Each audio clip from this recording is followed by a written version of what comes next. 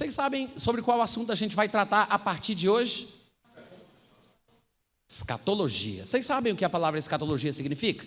Escatologia é uma palavra um pouco estranha, muita gente não sabe o que é, mas eu quero dizer que existem dois conceitos para a palavra escatologia, tá, gente? Tem a palavra que é conhecida no meio cristão, no meio evangélico, que é essa palavra escatologia, que significa o estudo do fim. Basicamente, é a doutrina das últimas coisas, né? Escatos seria fim e logos ou logia é o estudo, assim como psicologia, metodologia, geologia, o estudo da terra, o estudo da mente, da psique humana e por aí vai. Então, escatologia seria o estudo do fim, mas existe uma disciplina científica no mundo acadêmico, lá no mundo secular, que também se chama escatologia e que é o estudo das fezes, tá? O estudo das fezes, que também tem uma palavra sinônima que se refere ao mesmo estudo, que é coprologia. Então, coprologia ou escatologia, no mundo, muitas vezes eles conhecem mais como o estudo das fezes do que qualquer outra coisa. É importante você saber disso, porque se um dia você vai evangelizar um colega aí universitário, ou você vai discutir com alguém, debater, e a pessoa falar isso, você vai pensar que ele está mentindo ou que ele está equivocado. Não, é verdade. São palavras iguais, mas com significados diferentes. O campo semântico da palavra em nosso português, ela vai para um lado ou vai para o outro. Então, o que a gente vai fazer aqui é estudar muito pouco, a gente não vai mergulhar muito profundamente nesse assunto, mas, claro, a gente vai falar bastante coisa importante. Eu sei que alguns de vocês talvez vão sair daqui curiosos a respeito de alguns assuntos que não vai ter tempo da gente tratar, né? Amanhã pela manhã vai ter perguntas e respostas, não é isso? Então, quem estiver interessado em interagir mais dinamicamente, fazendo perguntas, e a minha sugestão, não sei como é que o pessoal da igreja aqui decidiu, mas a minha sugestão é que tenha um microfone solto aí para o povo e outro para mim. Em vez de fazer perguntinha no papel e tal, não, pergunta na hora, a resposta sai na hora.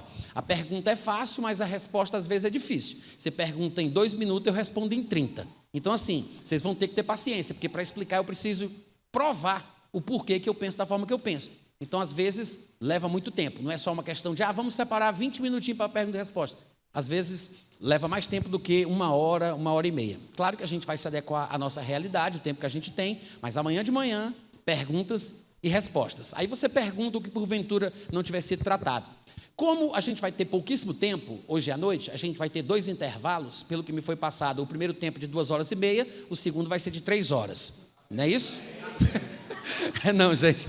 Mas eu vou tentar focar, né, naquilo que eu considero que é a coisa mais importante no estudo da escatologia. Pelo menos deveria ser, no meu ponto de vista, deveria ser o fundamento principal do estudo da escatologia na época que a gente vive, na nova aliança. Estamos debaixo de uma aliança que é nova, que substituiu a aliança antiga e toda e qualquer passagem do Antigo Testamento tem que ser interpretada à luz das revelações que vieram na nova aliança, na aliança vigente.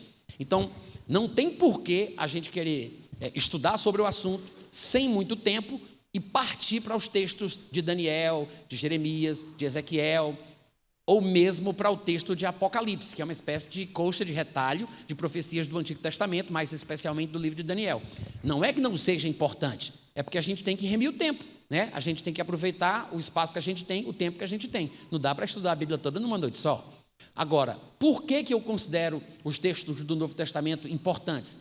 Primeiro porque é a aliança na qual nós estamos, né? Uma nova aliança, uma aliança superior, e as revelações deste tempo superam e explicam as coisas do tempo antigo, do Antigo Testamento, da Antiga Aliança, e também porque é no Novo Testamento que nós vamos ter as melhores explicações através de uma pessoa que foi escolhida a dedo para isso, que é Paulo.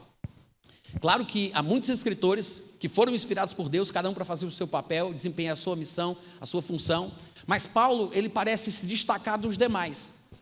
E o próprio texto mostra isso, ou coloca Paulo nessa posição. Nós vamos encontrar, por exemplo, Pedro, que foi um dos apóstolos de Jesus Cristo, que andou com ele enquanto ele esteve na terra, e não somente fazia parte dos 12, como também fazia parte daquele círculo íntimo, dos quais somente 3 faziam parte, que era Pedro, Tiago e João. E depois que o Senhor Jesus Cristo terminou a sua tarefa e subiu, Pedro fazia parte das 3 colunas da igreja recém-nascida de Jerusalém. Então Pedro é uma referência para a igreja, mas curiosamente este Pedro, tão abençoado, a quem nós tanto amamos, que realmente é uma referência para a igreja cristã desde os primórdios, o primeiro papa, né, como dizem os católicos, pela relevância e importância que Pedro tem, acabaram colocando ele como primeiro papa, porque realmente ele foi muito importante na fundação do cristianismo. Agora, o que é interessante é que este Pedro, tão importante, tão relevante, ele fala de Paulo nas suas epístolas. Eu queria que você abrisse comigo em 2 Pedro, capítulo 4, para a gente dar uma olhadinha no que Pedro tem a dizer sobre ele.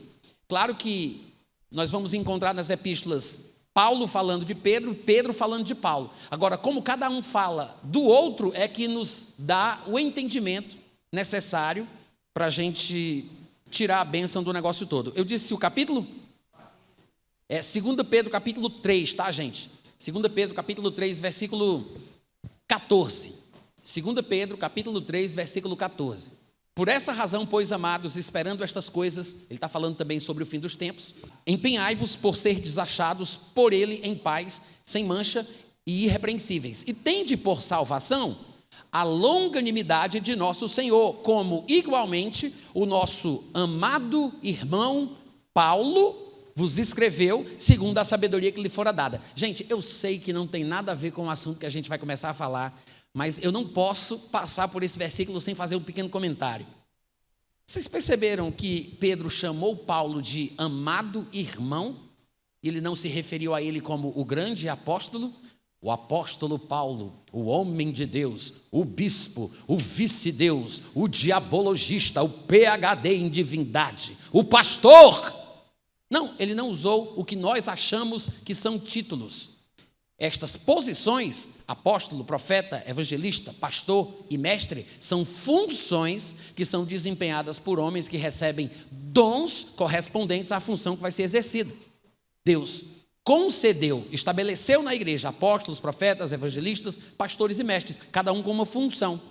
Então, quando você vai observar os relacionamentos dos apóstolos, dos profetas, dos homens e mulheres de Deus que estavam no ministério daquela época, você não vai ver esse tipo de relacionamento que a gente encontra hoje em dia, né? Hoje em dia tem igrejas por aí afora que, se o membro da igreja não chamar o pastor de pastor, ele fica de disciplina. Quantos aqui sabem que isso é verdade?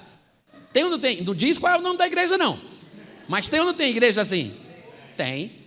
O rapaz fica até de disciplina se não disser pastor, reverendo, patriarca. Por quê? Porque são títulos que as pessoas vão criando para si, para dar um distanciamento do povo. Eu não vou pregar sobre isso, mas eu não poderia deixar de mostrar. Pedro chama Paulo de amado irmão Paulo. E você sabe que quando Paulo vai falar de Pedro, ele também chama ele de Simão, de Cefas, pelo primeiro nome que a mãe dele deu para ele. Né? Não tem esse negócio de dizer, não, é uma falta de respeito, é irreverência, é espírito de independência, é rebeldia. Não, quem criou esse negócio de hierarquia na cadeia alimentar religiosa foi a Igreja Católica, quando ela começou a se expandir. Aí surgiram os metropolitanos, os superintendentes de região, os bispos, os arcebispos. A Igreja Evangélica saiu da Igreja Católica, mas a Igreja Católica não saiu do evangélico. Alô? Não é o assunto, esquece, vamos para frente. Mas minha língua estava coçando. Onde é que estava, gente? 15. Tende por salvação a longanimidade de nosso Senhor, como igualmente o nosso amado irmão Paulo vos escreveu, segundo a sabedoria que lhe foi dada. Essa frase não pode passar despercebida.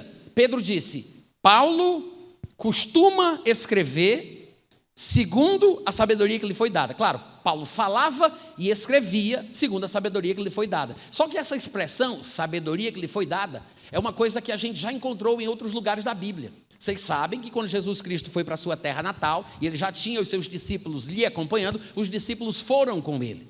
E quando Jesus chegou lá, a Bíblia diz que Jesus não pôde fazer muitos milagres. Não é que ele não quis, está escrito, tá, gente? É Marcos 6, 5 e 6, Mateus 13, 58. Jesus não pôde fazer ali muitos milagres, a não ser curar poucos enfermos, impondo-lhes as mãos. E admirou-se da incredulidade deles. Por que a Bíblia diz que Jesus não pôde?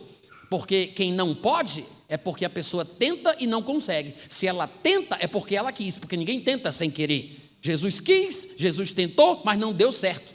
A incapacidade de Jesus de curar alguns dos seus conterrâneos foi creditada à incredulidade deles.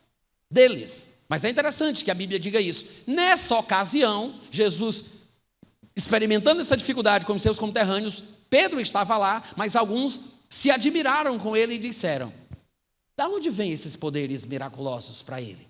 Que sabedoria é essa que lhe fora dada? A mesma expressão que Pedro ouviu dizerem de Jesus, ele usou para falar para Paulo. Uau! Isso não demonstra uma consideração e um respeito da parte de Pedro para com Paulo? Ousar falar algo que foi dito sobre Jesus, a sabedoria de Jesus, a capacidade sobrenatural de Jesus de falar e de explicar sobre a vida. Pedro diz: não, eu acho que Paulo também é do mesmo jeitinho. É uma sabedoria que não foi ele que desenvolveu. Ele não alcançou esse conhecimento na faculdade. Ele não desenvolveu esse pensamento. Não é raciocínio pessoal. Essa sabedoria não é conquistada. Ela só pode ser recebida porque ela é dada. Então Pedro está dizendo, não é coisa da cabeça de Paulo, veio do céu para a terra, veio de Deus para ele. O que foi que ele fez? Ele recebeu, porque essa sabedoria só pode ser dada. Ele reconhece a fonte do conhecimento que Paulo tem. Observa como isso é importante. No versículo seguinte, continuando ainda falando sobre a sua admiração por Paulo, no versículo 16 ele diz: ao falar acerca destes assuntos, como de fato costuma fazer em todas as suas epístolas. Pedro está dizendo, ele está falando sobre os últimos tempos, todo o contexto do capítulo 3 é sobre a destruição dos céus e da terra que nós conhecemos hoje, que um dia Deus há de fazer novos céus, uma nova terra. E ele está falando que por causa da expectativa dessa destruição futura e desta renovação que Deus prometeu, a gente tem que viver de uma forma santa, correspondente à nossa esperança. Aí ele diz: sim, inclusive tenham por salvação, enquanto vocês enfrentam as dificuldades da vida, tenham por salvação, não o vosso esforço, as vossas obras, mas a longanimidade de nosso Senhor Jesus Cristo para com a nossa vida. Como o nosso irmão Paulo costuma falar, escrever, segundo a sabedoria que lhe fora dada. Aí ele diz, Paulo fala sobre isso em todas as suas epístolas. Ele acabou de falar, como costuma fazer em todas as suas epístolas. Como é que Pedro sabe o que é que Paulo escreveu em todas as epístolas dele, gente? Como é que Pedro sabe? Paulo escreveu para Timóteo, escreveu para Filemão, escreveu para os Colossenses, escreveu para os Laodicenses, embora não tenhamos a carta. Ele menciona essa carta no livro aos Colossenses, mas ele nunca escreveu para Pedro. Como é que Pedro sabe o que é que Paulo dizia em todas as suas cartas? Porque parece que para Pedro não importava para quem era a carta. O que importava para ele era de quem era a carta. Estou pregando muito bem hoje à noite. Cadê os amigos? Aleluia. Pedro lia tudo o que Paulo escrevia. Para quem é essa carta? Isso é para Filemão. É de quem? É de Paulo. Isso eu quero uma cópia. Para quem é a carta? Isso é para Timóteo. É de quem? É de Paulo. Eu quero uma cópia. Pedro colecionava as cartas de Paulo, porque ele disse, eu li tudo o que Paulo escreveu. Ele tinha Paulo como uma referência, mas não é porque Paulo, segundo Pedro, tinha sabedoria divinamente concedida, que tudo que ele falava dava para entender. É por isso que ele vai dizer, no versículo 16, ele fala sobre estes assuntos, como de fato costuma fazer em todas as suas epístolas, nas quais há certas coisas difíceis de entender, que os ignorantes e instáveis deturpam, como também deturpam as demais escrituras para a própria destruição deles. Ou seja, Pedro está dizendo, eu admiro muito Paulo, leio tudo que ele escreve, porque eu considero que as coisas que ele diz não são comuns, vêm do céu, essa sabedoria não é dele, foi dada para ele, mas não é fácil de entender tudo não. E ele ainda diz mais, quem não entende o que Paulo diz, e é inconstante, é imaturo, acaba distorcendo o que ele está falando, como fazem com as outras, as demais escrituras. Gente, naquela época não tinha a Bíblia como nós temos hoje em nossa mão, não tinha o que nós chamamos de Novo Testamento.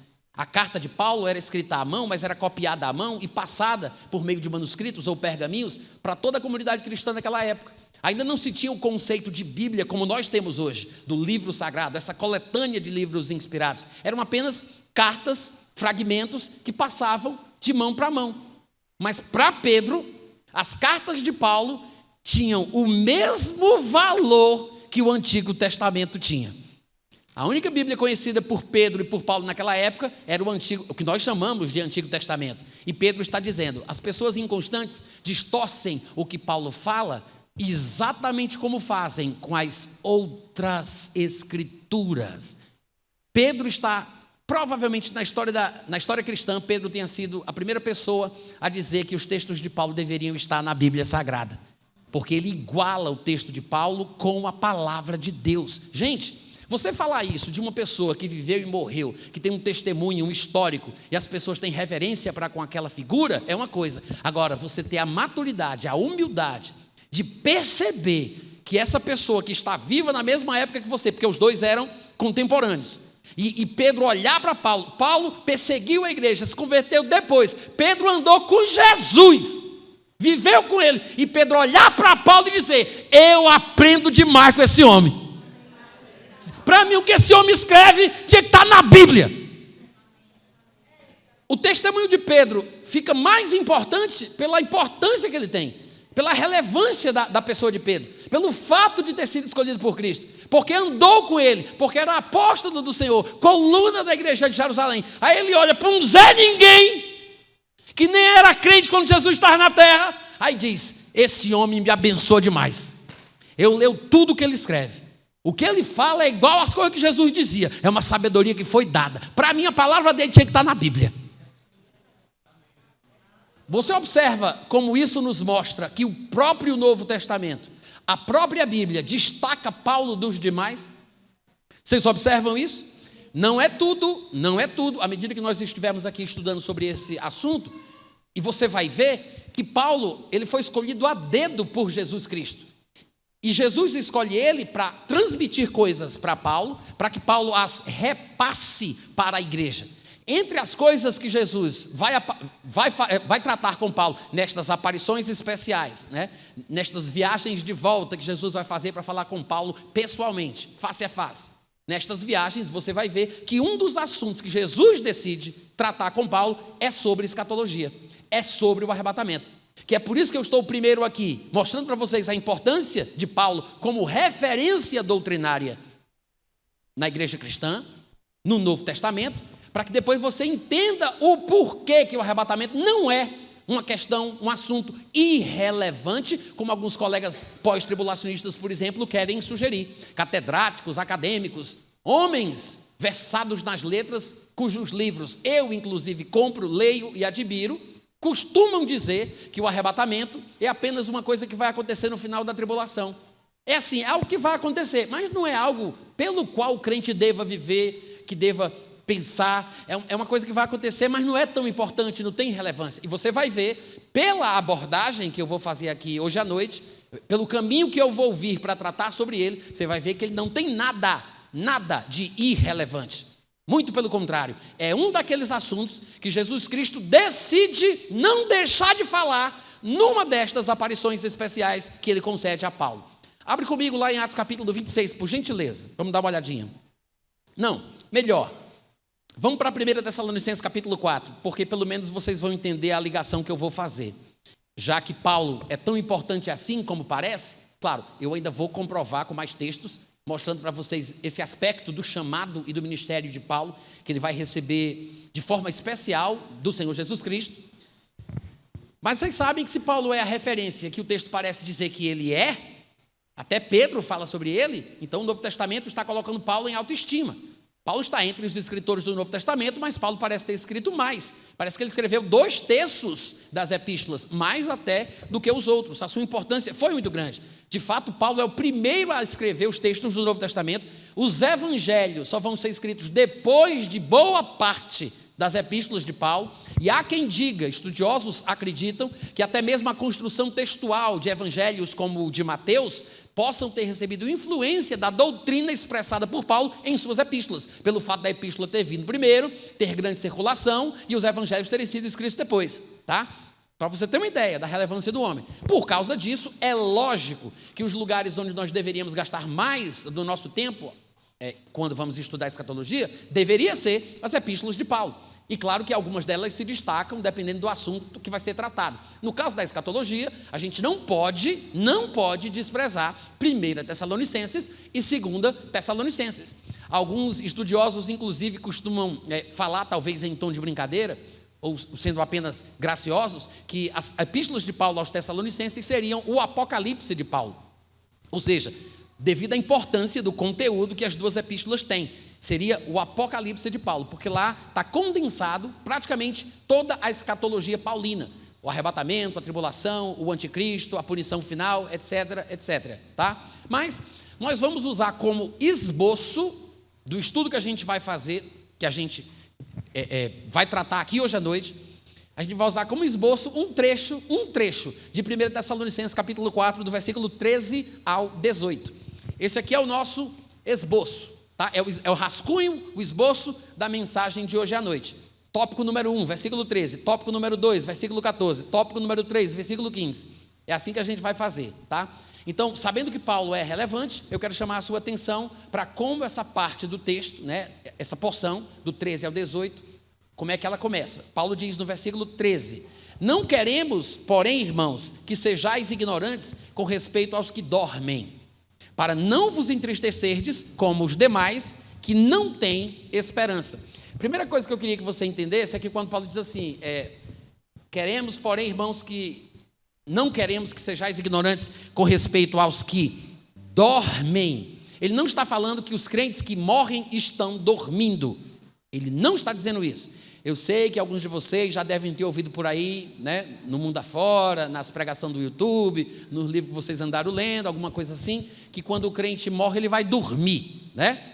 Talvez vocês já tenham ouvido isso. Alguns chamam isso de a doutrina do sono da alma.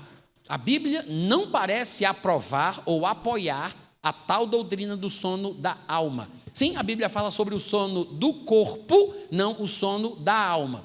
Há passagens que falam sobre santos que dormem no pó. É o pó, o corpo que dorme na terra, não a alma.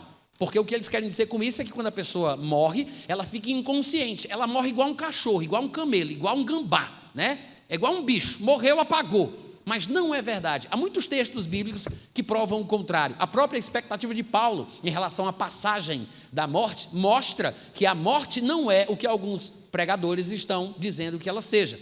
O próprio Paulo, em Filipenses, no capítulo 1, versículo 18, 19 e 20, mais ou menos, estava preso e ele pedia que a igreja orasse por ele e ele tinha uma expectativa de que seria libertado daquela situação. Mas, se porventura não acontecesse a libertação, ele disse que estava pronto. Fosse para viver, fosse para morrer.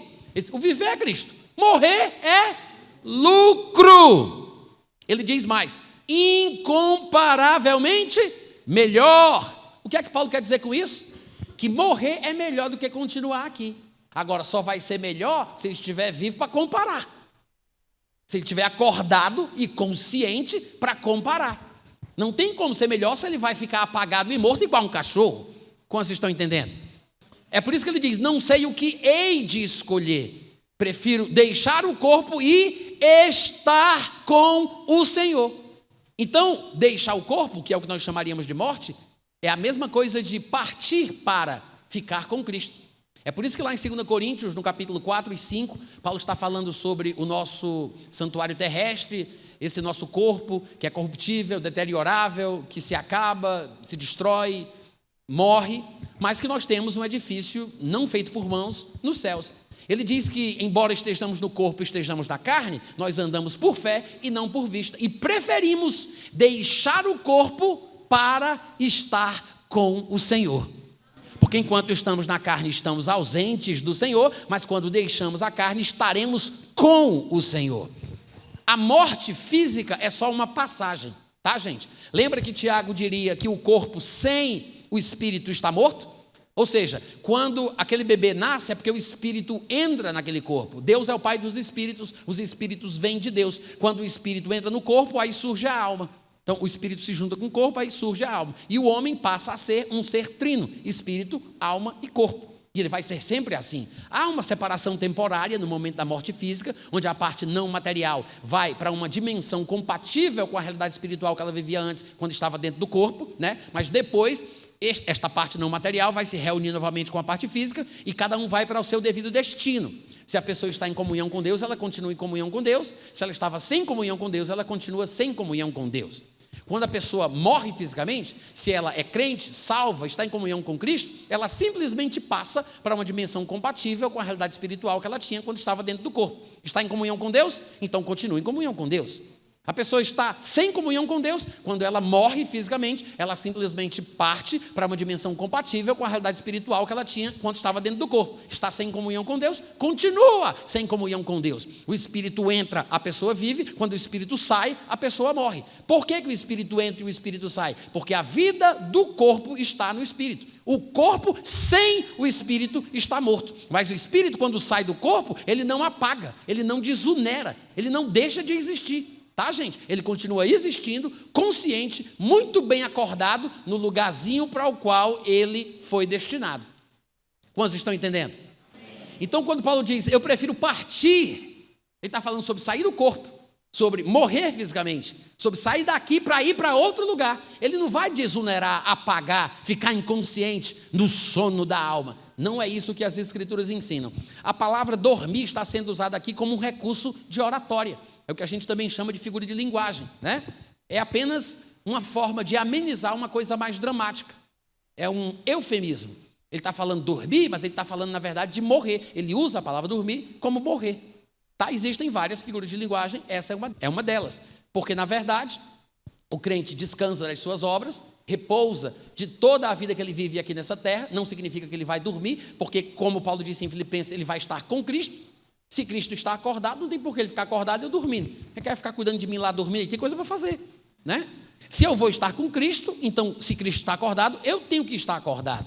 Se Cristo estivesse dormindo, numa espécie de dormitório celeste, então aí sim, eu estaria com Cristo dormindo com Ele. Mas se Ele está acordado, e quando eu morrer eu vou estar com Cristo, então os dois vão ficar acordados. Amém, Amém, gente? Mas a expectativa dos crentes daquela época era encontrar-se com Cristo ainda em vida. Era isso que eles esperavam. Eles não contavam com a morte, eles não se programavam para a morte. A expectativa presente no coração de todo crente daquela época era ser arrebatado. Tanto é que o próprio Paulo, que está escrevendo o texto daqui a pouco, vai dizer isso. Nós, os vivos, os que ficarmos, seremos arrebatados. Porque era a expectativa de todo crente. É salvo, é crente, está vivo, então nós, os vivos, seremos arrebatados. Não é que Paulo tenha dado uma profecia, isso não foi uma profecia. Ele apenas expressou as suas convicções a respeito das doutrinas que ele entendia e compartilhava com os crentes. Agora, o que é interessante é que a forma de Paulo falar, que pode ter sido inspirada pelo Espírito Santo, sem dúvida alguma, demonstra que talvez seja este o sentimento que Deus queira que a igreja tenha em toda a época que ela viver. Não importando qual seja a geração na qual nós nascemos, vivemos e morremos, o tom que nós temos que sentir, pensar e pelo qual devemos viver em qualquer época é que a qualquer momento eu vou ser arrebatado.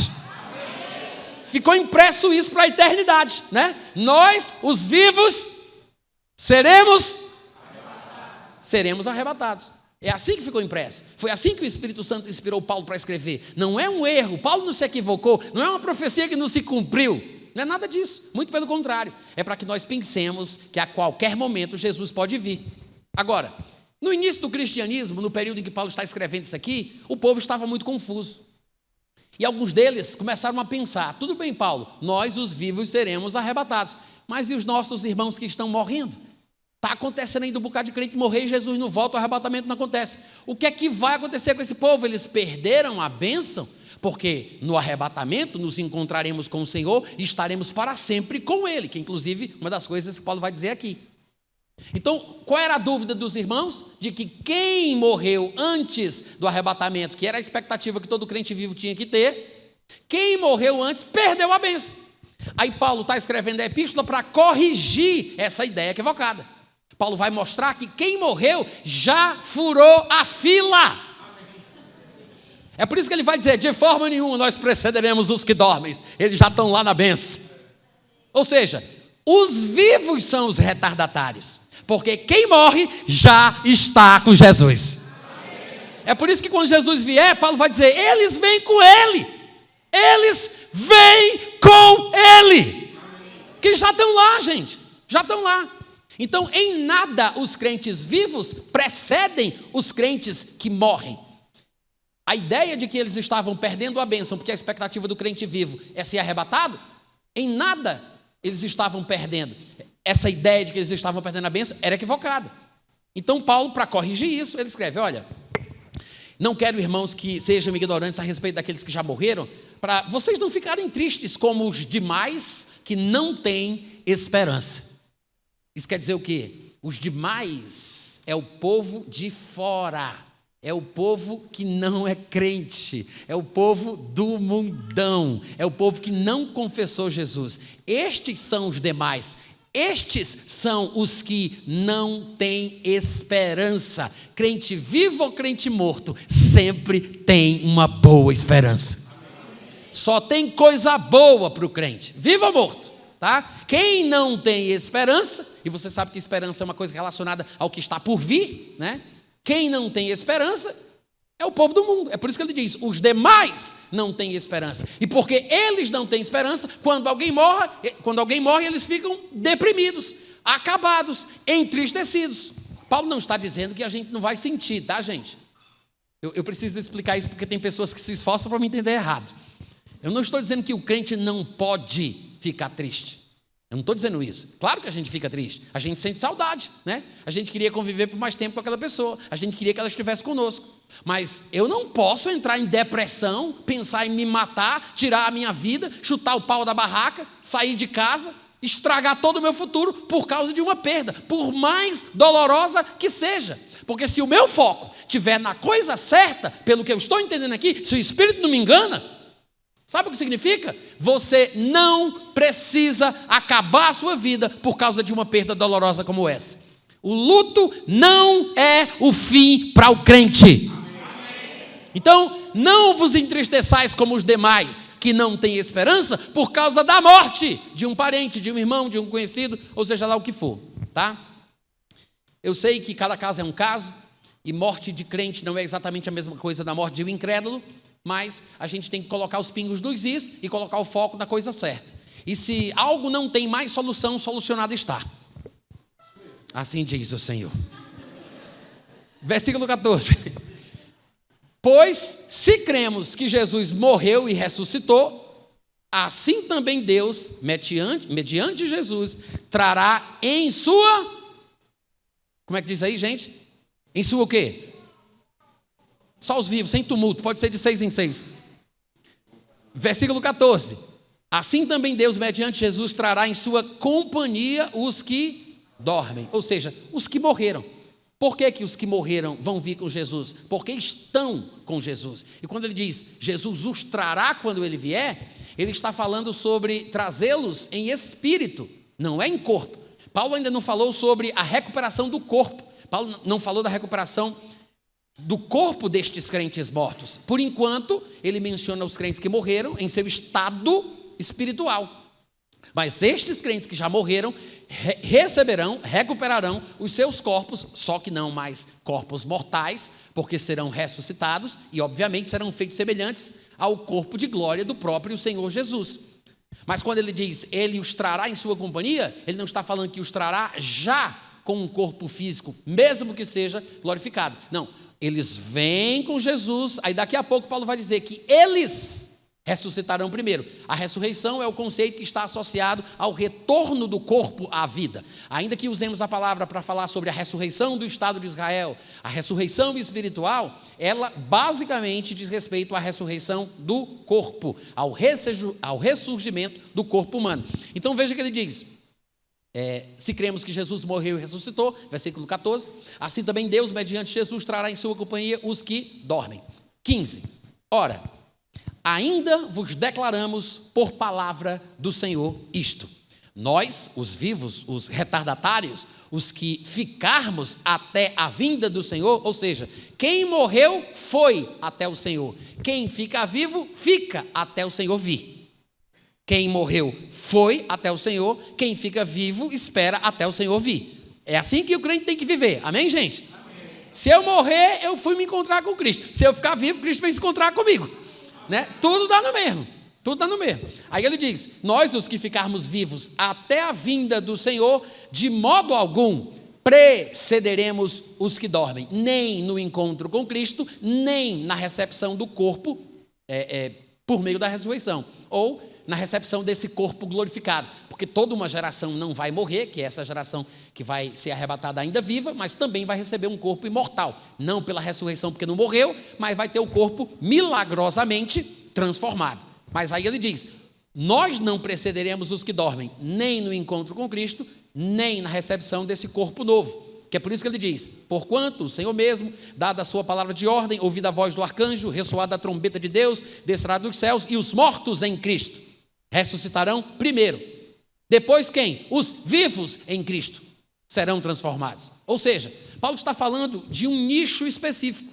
Ele não está falando da experiência da humanidade como um todo. Ele está falando sobre um segmento da sociedade, que é justamente o segmento cristão. Ele está falando única e exclusivamente dos mortos em Cristo e dos vivos em Cristo. Ele sequer está falando dos santos, justos, mortos do Antigo Testamento. Ele não está falando da ressurreição do último dia, quando Moisés, quando Daniel, quando Isaías, quando Ezequiel. Ele não está falando da ressurreição geral de todos os mortos santos e salvos, profetizada no Antigo Testamento.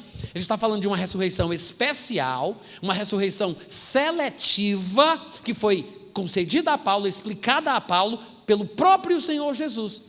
Esse tipo de coisa que Paulo está falando aqui não poderia ser encontrada nos textos que nós chamamos de Antigo Testamento. Na Bíblia da época de Paulo não estava escrito o que Paulo está falando aqui. É coisa nova. Isso aqui é revelação nova. Não dava para abrir no capítulo e no versículo da Bíblia da época de Paulo para procurar onde isso aqui podia ser comprovado.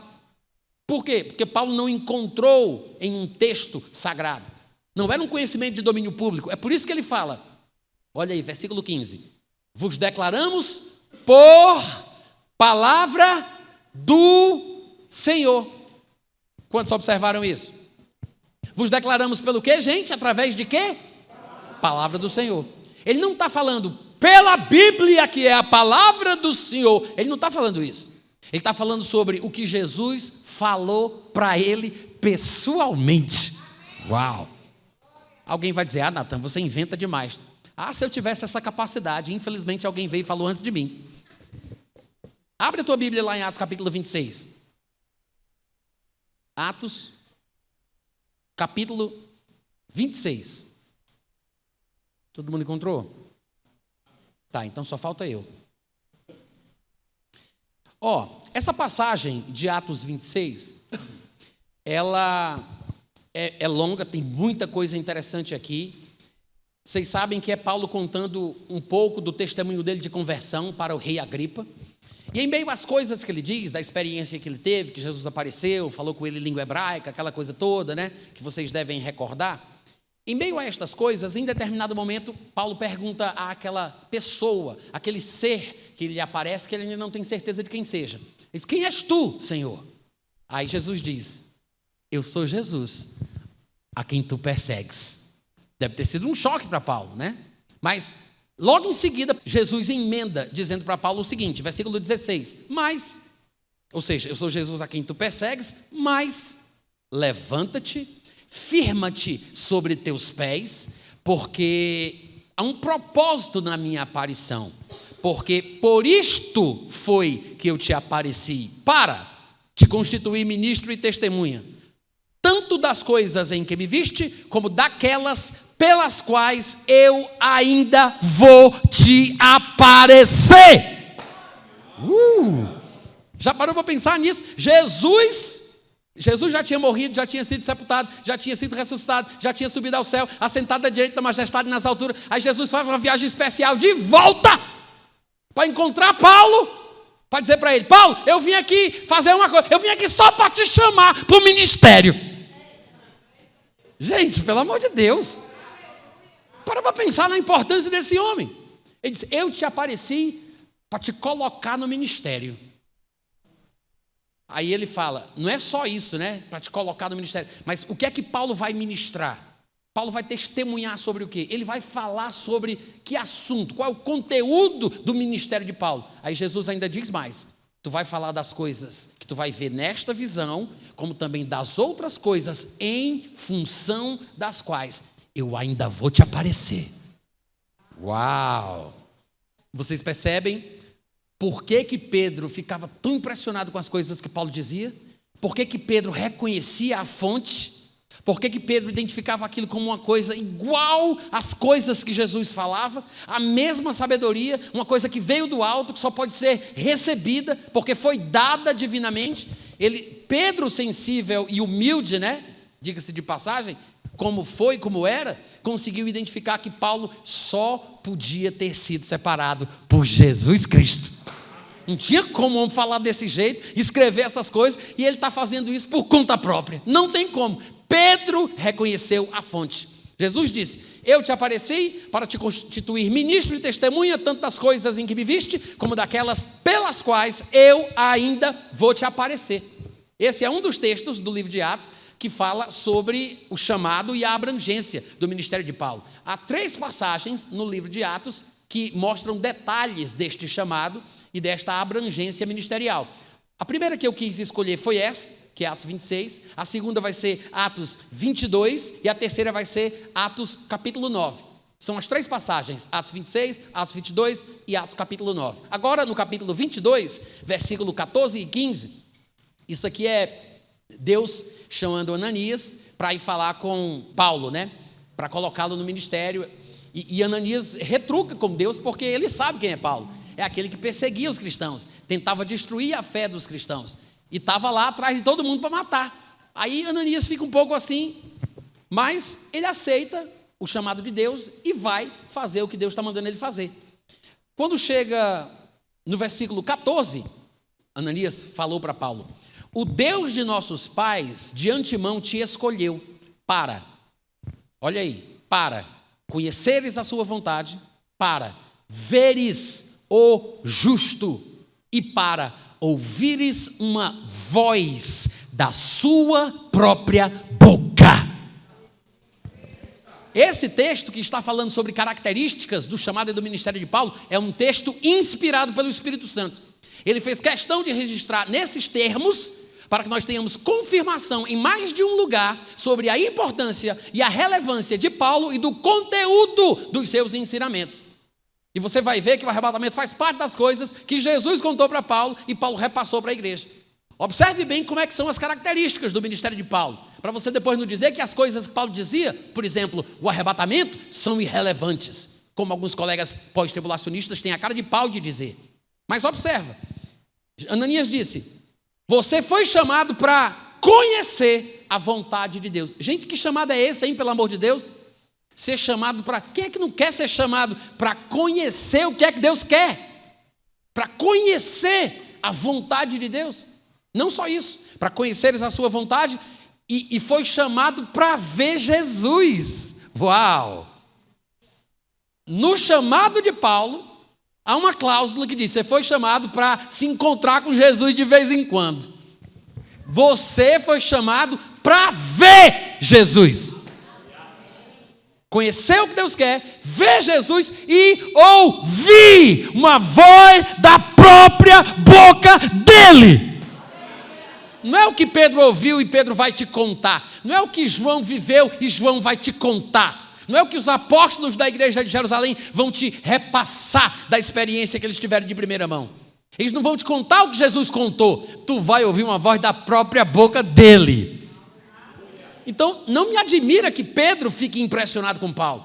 Não me admira que os próprios apóstolos, os primeiros apóstolos, que foram colunas na igreja de Jerusalém, tenham visto Paulo de uma forma surpreendente. Paulo era um enigma para muita gente. Era uma coisa estranha. O homem está perseguindo a igreja de uma hora para outra. É o maior pregador de todos os tempos. Tem alguma coisa na vida desse homem. Obviamente que tem. Porque ele foi chamado para conhecer a vontade de Deus, foi chamado para ver Jesus e foi chamado para ouvir uma voz da própria boca dele. Jesus disse: eu te apareci para te dizer que eu vou te aparecer. Uau! Para pensar. Tudo bem, aí continuando aqui no texto, versículo 15, ele diz assim: por que Paulo foi chamado para conhecer a vontade de Deus, para ver o justo e ouvir uma voz da própria boca dele? Porque Paulo teria que ser testemunha dele diante de todos os homens. Não é só para os gentios não, tá? Como alguns dos nossos pregadores prediletos tentam nos convencer, né? Às vezes a gente pensa que Paulo foi chamado para pregar para os gentios. Não, também para os gentios. Ele era apóstolo dos gentios. E às vezes Paulo usava isso de propósito, ele salientava, glorificava o seu ministério entre os gentios para gerar ciúme nos judeus. Porque o chamado de Paulo incluía judeus e gentios. Ele era apóstolo para os gentios e era apóstolo para os judeus. Que é por isso que o texto diz que ele foi chamado para tornar conhecido o que ele vai aprender diante de todos os homens, ou seja, das coisas que tens visto e ouvido. Ele não ia ver Jesus, ele não ia ouvir uma voz da própria boca dele, então ele teria que testemunhar do que ele tivesse visto e do que ele teria ouvido para todos os homens, não só para gentios. Mas às vezes a gente se confunde, pensando que Paulo era apenas apóstolo para os gentios. Tanto é que a terceira passagem que fala do chamado e da abrangência do ministério de Paulo, que é Atos capítulo 9, mostra isso de forma mais explícita. As outras duas são implícitas, mas essa, Atos 9, 15, é explícita. Lá está escrito assim, isso é aqui naquele momento que Deus trata com Ananias e Ananias fica retrucando com Deus, dizendo que não vai, aquela coisa toda. Aí no versículo 15 de Atos 9, Deus diz: Ananias, vai, porque este homem é para mim um instrumento escolhido para levar o meu nome para os gentios, para os reis e para todos os filhos de Israel. Glória! Ele disse, vai, porque ele é escolhido para uma missão específica. Ele vai levar meu nome. As pessoas de autoridade dos povos, porque ele foi treinado, capacitado, habilitado para isso. Ele vai falar com as autoridades dos povos. Mas não só isso, ele vai falar para os gentios e vai falar para os filhos de Israel. Esse é o chamado de Paulo. A importância de Paulo é maior do que a gente imagina. Então, quando você lê esses três textos, juntando com aquilo que Pedro falou sobre ele, você percebe que a gente não pode desprezar as coisas que Paulo tem para dizer. Inclusive na área da escatologia, não se resume, não se restringe a isso, mas inclusive na área da escatologia. E eu não sei se você observou, mas o que me fez vir para cá, para esses textos do livro de Atos, é porque lá em 1 Tessalonicenses capítulo 4, no versículo 17, ou era 16, Paulo disse, eis que vos declaramos por palavra do Senhor. E aí ele vai discorrer sobre o arrebatamento. A ressurreição dos mortos em Cristo, a transformação dos vivos em Cristo, e juntos serão arrebatados para o encontro do Senhor e estaremos para sempre com Ele. Agora, da onde ele tirou isso? Ele disse, uma palavra do Senhor. Eis que vos declaramos por palavra do Senhor. De onde Paulo tirou isso, gente? Jesus contou para ele. A maioria do ministério de Paulo era baseada justamente nas revelações que Jesus lhe concedia, nas coisas que Jesus tratava com ele, nos dias que ele aparecia a Paulo de forma especial. O próprio Paulo confirma isso. Lá em Gálatas capítulo 1, versículo 11, você deve lembrar, Paulo diz, faço-vos, porém, saber, irmãos, que o evangelho por mim anunciado não é segundo o homem, porque não recebi, nem o aprendi de homem algum, mas foi por revelação de Jesus Cristo. Jesus trazia para ele o que ele tinha que falar. Inclusive a questão do arrebatamento, tá, gente? Jesus falava para ele.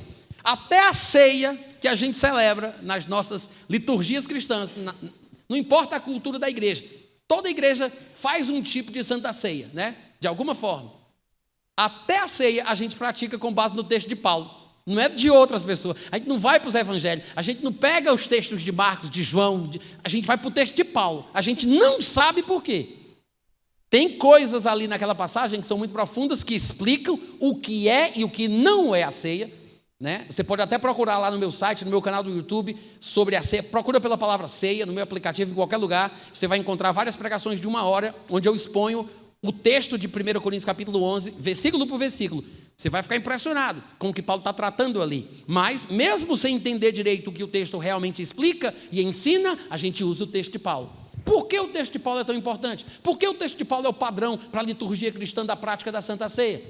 Tem uma razão principal. No versículo 23 de 1 Coríntios 11, ele explica, porque eu recebi do Senhor o que também vos entreguei, que na noite que ele foi traído, ele tomou o pão, ele deu graças e ele disse. Como é que ele sabe o que ele disse? Ele não estava lá, ele nem era crente, ainda perseguiu a igreja. Jesus contou para Paulo o que foi que ele disse. Gente, para pensar na minúcia dos detalhes dessas reuniões de Jesus com Paulo.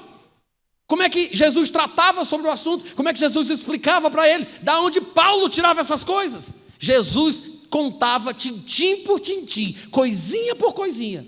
Paulo não tirava da sua própria cabeça, da sua inteligência, do seu raciocínio, da sua capacidade de fantasiar. Não, gente. Jesus aparecia para ele e perguntava: está pronto para a lição de hoje? Anota aí no teu tablet Android: arrebatamento. Uau! Isso é interessante. Então volta para 1 Tessalonicenses capítulo 4. Vamos dar uma olhadinha nesse texto de novo. Aliás, é o versículo 15, né? Onde ele diz aquela frase. Não é o 17, não é o 16, é o versículo 15.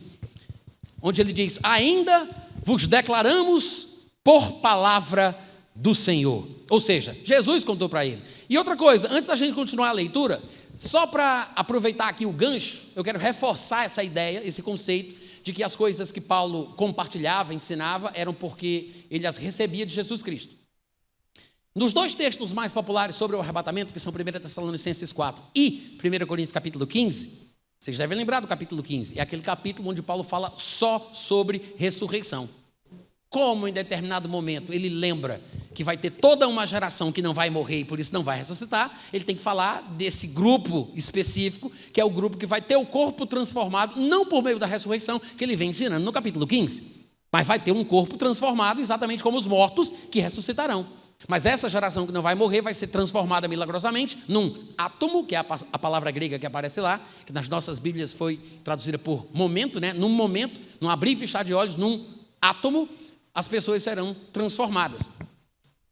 Nesses dois textos, onde ele vai falar do arrebatamento, 1 Tessalonicenses 4, 1 Coríntios 15, ele usa expressões que dão a entender que o conteúdo do que ele está tratando foi adquirido por revelação de Jesus Cristo. Ou seja, Jesus contou para ele. Ele só soube desse assunto porque Jesus falou sobre esse assunto para ele.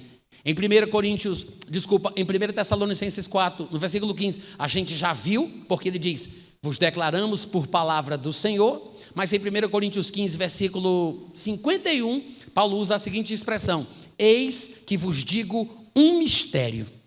Nem todos dormiremos, mas transformados seremos todos. Por que ele diz: vou contar agora um segredo? Por que é mistério? Por que é uma coisa que ninguém tem conhecimento? Por que é um segredo? Uma coisa que está oculta, que vai ser revelada por Paulo agora.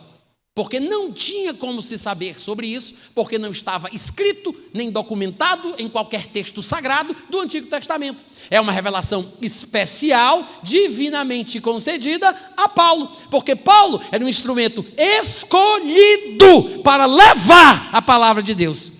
Aí vem Jesus, fala para Paulo do arrebatamento, e quando ele trata do arrebatamento, ele usa expressões que deixam claro que ele só sabe do que está falando, porque ele recebeu uma revelação de um mistério.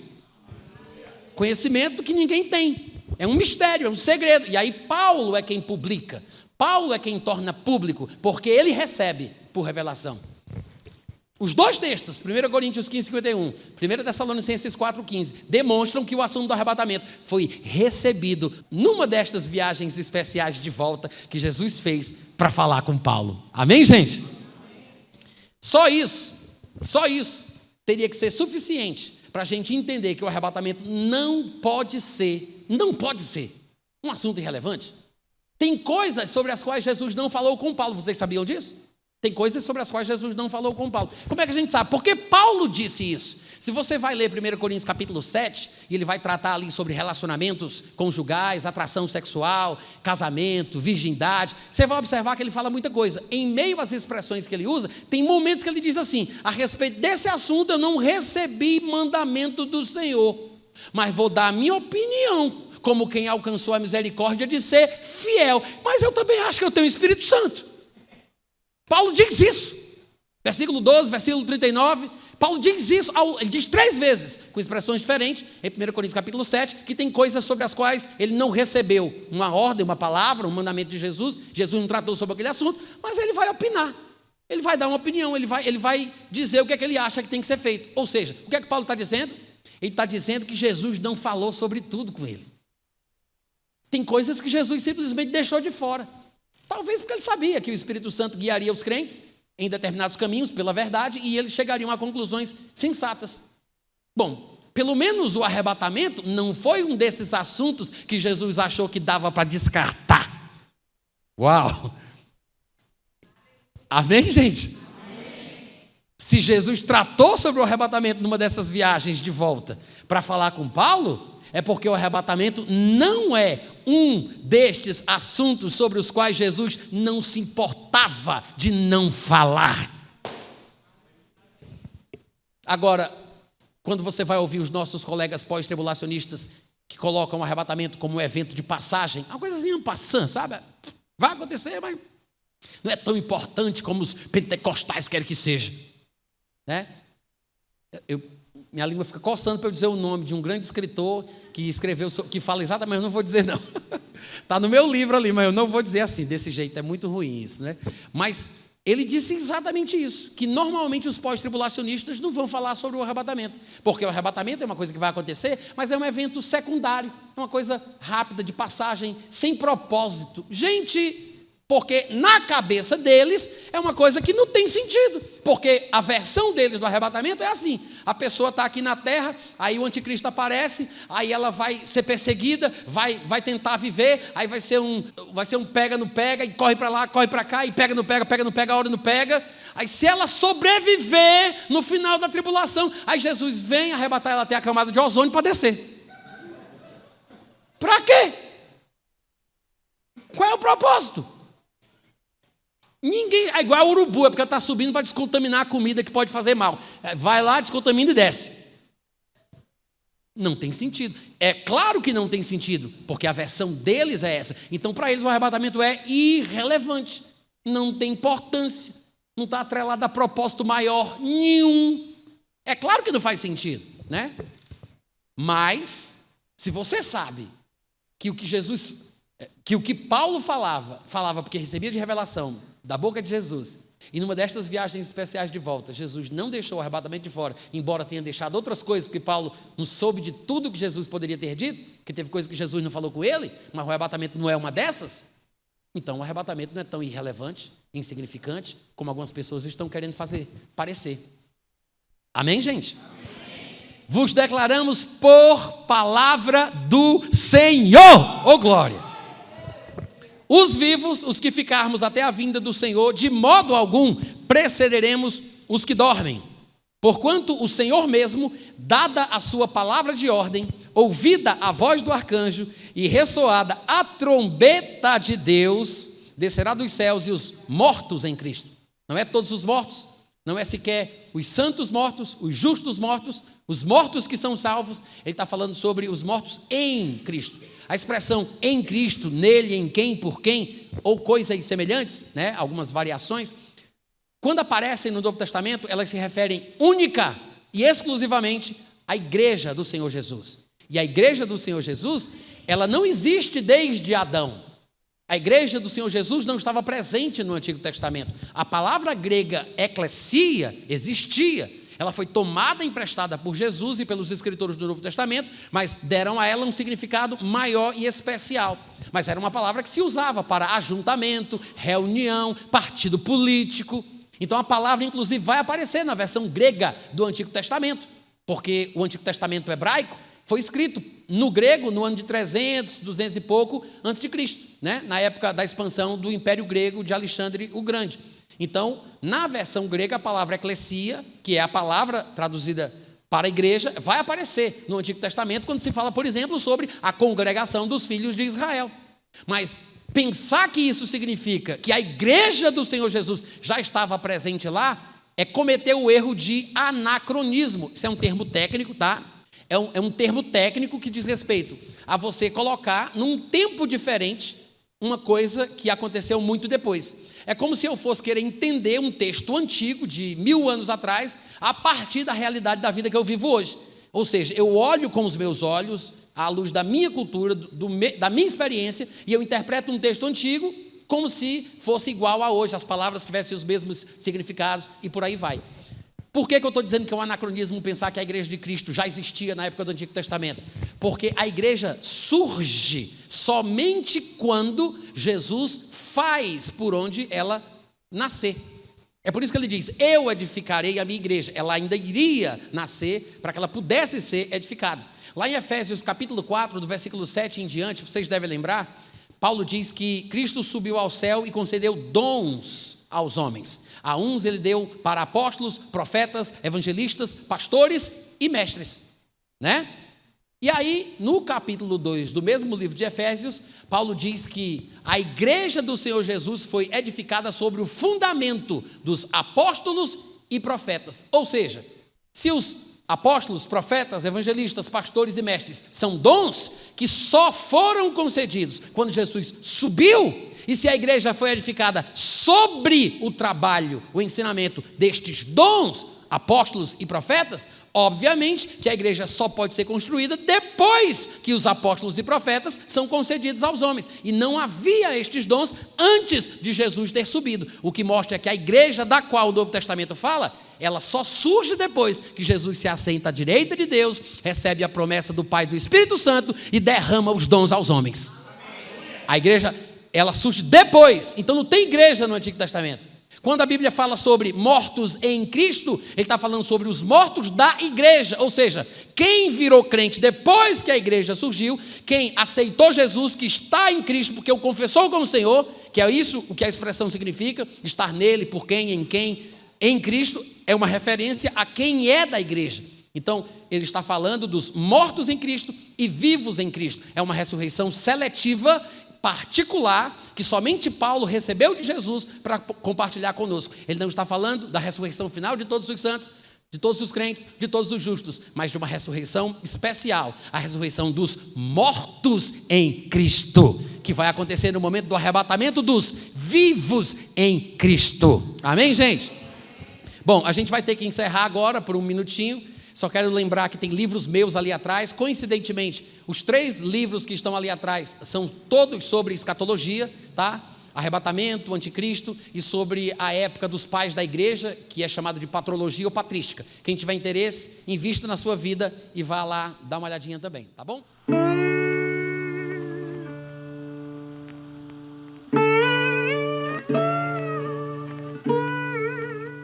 Este é um trabalho independente e conta com a ajuda das pessoas que têm sido abençoadas por ele. Se você quiser fazer parte do grupo de mantenedores desta obra, se informe das opções disponíveis na descrição deste vídeo. Agradecemos pela atenção e pelo carinho. Deus abençoe.